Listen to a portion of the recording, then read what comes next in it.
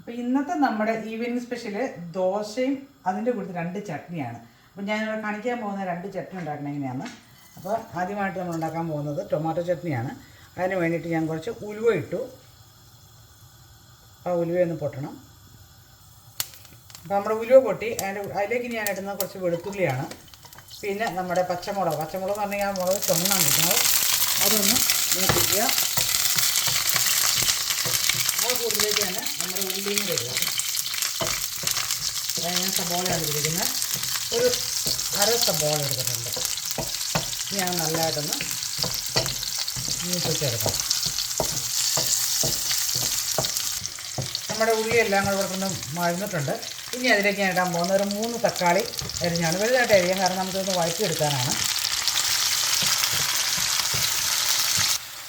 അപ്പോൾ നമ്മുടെ ഇത് തക്കാളിയും സബോളയൊക്കെ കൂടെ കിടന്ന് വഴഞ്ഞ് കിട്ടിയിട്ടുണ്ട്. ഇനി ഞാൻ ഇടുന്നത് നമ്മുടെ കായപ്പൊടിയാണ്. ഒരല്പം കായപ്പൊടി അതിലേക്ക് ഇടുക. പിന്നെ കാശ്മീരി ചില്ലി ഒരു 2 സ്പൂൺ ഇടുക. നമ്മുടെ എരിവിനനുസരിച്ച് ഇടുക. അങ്ങോട്ട് 2 സ്പൂൺ. ഞാൻ ഓൾറെഡി നല്ല എരിവുള്ള 5-6 മുളക് ഇട്ടിട്ടുണ്ട്. അല്പം ഉപ്പും കൂടെ ചേർക്കുക. ഇനി അത് ഇളക്കി. അപ്പോൾ ഇതെല്ലാം കൂടെ കൂടി മൂത്ത് കിട്ടിയിട്ടുണ്ട്. ഞാൻ ഇതിനി ഓഫ് ചെയ്ത് ഇത് തണുപ്പിക്കാൻ വയ്ക്കുവാണ്. അതിന് ശേഷം നമുക്ക് ഇത് അരച്ചെടുക്കാനുള്ളതാണ്. അപ്പോൾ നമ്മുടെ തക്കാളിയും ഉള്ളിയെല്ലാം കൂടെ വഴറ്റിയത് എൻ്റെ ഇവിടെ തണുത്തിരിപ്പുണ്ട്. അതിനി അതൊന്ന് മിക്സിക്കകത്തിട്ട് അരച്ചെടുക്കണം. ഒത്തിരി ഫൈനായിട്ട് അരയ്ക്കണ്ട. ടൊമാറ്റോ ചട്നിക്ക് നമ്മൾ അപ്പോൾ നമ്മുടെ ടൊമാറ്റോ ചട്നി മിക്സ് ചെയ്തൊരു ബൗളിലേക്ക് ആക്കി വെച്ചു. ഇനി നമ്മൾ അതിന് വേണ്ടിയിട്ടുള്ള കടുക് പൊട്ടിക്കുകയാണ്. കടുക് റെഡി. അതിലേക്ക് ഉള്ളി, കറിവേപ്പില, വറ്റൽമുളക്.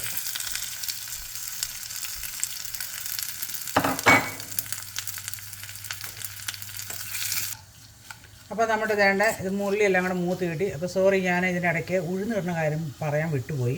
നമ്മൾ കടുക് ഇട്ട് പൊട്ടുന്നതിൻ്റെ കൂടെ തന്നെ നമ്മൾ ഉഴുന്നിട്ട് പൊട്ടിക്കണമായിരുന്നു. പക്ഷേ ഞാനത് മറന്നു പോയതുകൊണ്ട് തന്നെ ഇടയ്ക്ക് ഇട്ടു. പക്ഷേ നല്ലതായിട്ട് മൂത്ത് കിട്ടിയിട്ടുണ്ട്. അപ്പോൾ എല്ലാം കൂടെ മൂത്ത് കിട്ടി. ഞാൻ ഇതിലേക്ക് ടൊമാറ്റോയിലേക്ക് ഒഴിക്കുകയാണ്. നമുക്കിത് വേണമെന്നുണ്ടെങ്കിൽ ഈ ടൊമാറ്റോ ചട്നി ഈ മൂപ്പിക്കണയിലേക്ക് വീണ്ടും ഇട്ടൊന്ന് മൂപ്പിക്കാം. പക്ഷേ അതിൻ്റെ ആവശ്യകാരം നമ്മൾ നല്ലതായിട്ട് മൂപ്പിച്ചാണ് ഇത് അരച്ചേക്കണേ. ഇനി അതിലേക്ക് നമ്മൾ കുറച്ച് മല്ലിയിലയും കൂടെ ഇട്ടിട്ടുണ്ടെങ്കിൽ നമ്മുടെ ടൊമാറ്റോ ചട്നി ഇവിടെ റെഡി ആയിട്ടുണ്ട്. അപ്പോൾ അടുത്തായിട്ട് നമ്മൾ തേങ്ങാ ചമ്മന്തി അരയ്ക്കണത്. അതിന് നമ്മൾ വളരെ ഈസിയാണ് തേങ്ങാ ചമ്മന്തി അരയ്ക്കാൻ. തേങ്ങ എടുത്തിട്ടുണ്ട്, ഉള്ളി എടുത്തിട്ടുണ്ട്. ഞാൻ കുറച്ച് കാന്താരിമുളക് എടുത്തേക്കണം കേട്ടോ. പിന്നെ നമ്മൾ ഉപ്പ് ഇടണം ഇതിലേക്ക്.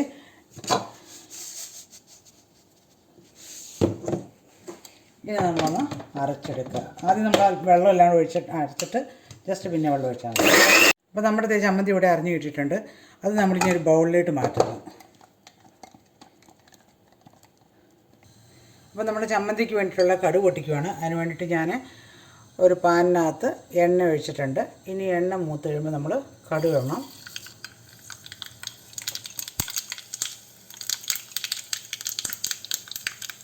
അത് കടുക് പൊട്ടി കഴിയുമ്പോൾ നമ്മൾ ശകലം ഉഴുന്ന് പരിപ്പോ വേണമെങ്കിൽ ഇട്ടാൽ മതി. ഉഴുന്ന് പരിപ്പ് ഇട്ടാൽ ടേസ്റ്റ് ആയിരിക്കും. അതിടുക. അതിനുശേഷം നമ്മൾ കുറച്ച് ഉള്ളി അരിഞ്ഞിടുക. പിന്നെ കറിവേപ്പിലയും കൂടെ ഇട്ടേക്കുക.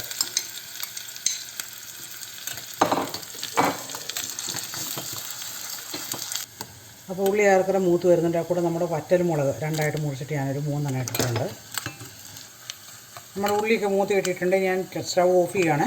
ഇനി അത് നമ്മൾ നേരെ നമ്മുടെ ഈ ബൗളിലേക്ക് ഒഴിച്ച് വെച്ചിരിക്കുന്ന ചമ്മന്തിക്കകത്തോട്ട് ഒഴിക്കുക. നമ്മുടെ ചമ്മന്തിയുടെ റെസിപ്പി കഴിഞ്ഞു. അപ്പോൾ നമ്മുടെ ചമ്മന്തി എല്ലാം റെഡി ആയി കഴിഞ്ഞ് ദോശ ഉണ്ടാക്കാൻ തുടങ്ങിയപ്പോൾ ഞങ്ങളുടെ മോന് മസാല ദോശ വേണമെന്ന് പറഞ്ഞു. അപ്പോൾ ഇവിടെ നമ്മുടെ രേഷ്മ ഇവിടെ എക്സ്പേർട്ടാണ് ഈ മസാല ദോശയുടെ പൊട്ടറ്റോ ഉണ്ടാക്കാനായിട്ട്.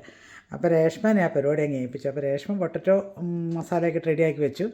ആ കൂടുതലൊരു മസാല ദോശയും കൂടെ ഉണ്ടാക്കി ഞങ്ങൾ മോന് കൊടുക്കുക ആദ്യം എന്ന് വിചാരിച്ചു. അപ്പം അതിനായിട്ട് ഇത് രേഷ്മയോട് നെയ്യ് പറ്റിക്കൊണ്ടിരിക്കുക.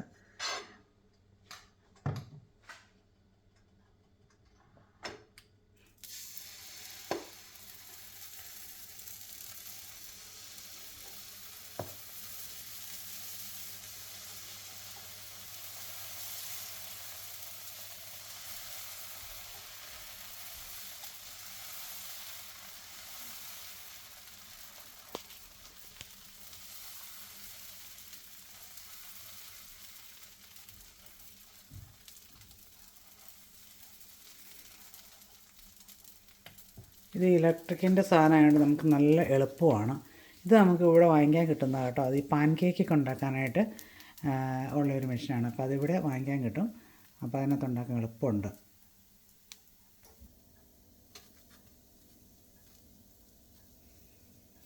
അപ്പോൾ മസാല ദോശയുടെ മുകളിൽ കൂടെ നമ്മൾ ഇച്ചിരി നെയ്യ് ഒഴിച്ചിട്ട് അത്രയും നല്ല ക്രിസ്പി ആയിട്ട് കിട്ടത്തുള്ളൂ.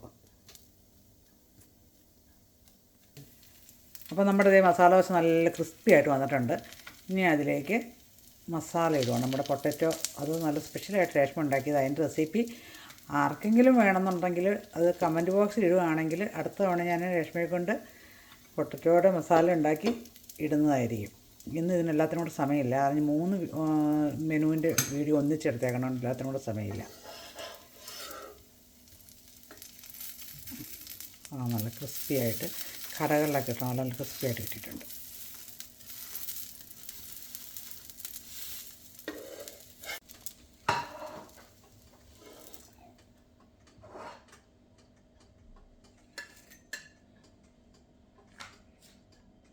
അപ്പം നമ്മുടെ മസാല ദോശ ഇവിടെ റെഡി. അപ്പോൾ ആ കൂട്ടത്തിൽ നമ്മുടെ ടൊമാറ്റോ ചട്നി ഇളക്കിയെടുക്കണം. അത് ഇളക്കിയില്ലായിരുന്നു. ടൊമാറ്റോ ചട്നി, പിന്നെ തേങ്ങാ ചമ്മന്തി,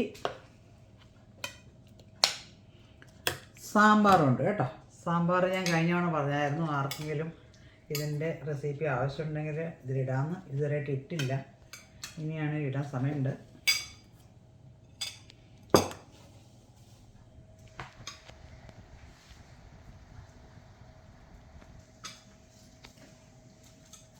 അപ്പോൾ ആസംകൂട്ടറാണ് വീഡിയോ എടുക്കുന്നത്. ആസംകൂട്ടറിന് വേണ്ടിയിട്ടുണ്ടാക്കിയ മസാല ദോശയാണ് ഇവിടെ ഇരിപ്പുണ്ട്. കൊച്ചിന് മസാല ദോശ വേണമെന്ന് പറഞ്ഞാൽ ഉണ്ടാക്കിയതാണ്. അപ്പം നമ്മൾ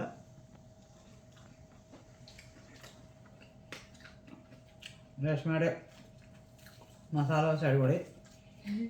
എങ്ങനെയുണ്ട് ചമ്മന്തി? എങ്ങനെയുണ്ട്? ചമ്മന്തി സൂപ്പർ. അപ്പോൾ ഈ വീഡിയോ ഇഷ്ടമായെങ്കിൽ ലൈക്ക് ചെയ്യുക, ഷെയർ ചെയ്യുക, സബ്സ്ക്രൈബ് ചെയ്യുക. നമ്മുടെ ന്യൂജൻസിനൊക്കെ ഭയങ്കരമായിട്ട് പ്രയോജനപ്പെടും. സിമ്പിളായിട്ടുള്ള ചട്നിയുടെ റെസിപ്പിയാണ്. അതുകൊണ്ട് ഇനി അടുത്തൊരു റെസിപ്പിയായിട്ട് വരുന്നോടം വരെ ബൈ.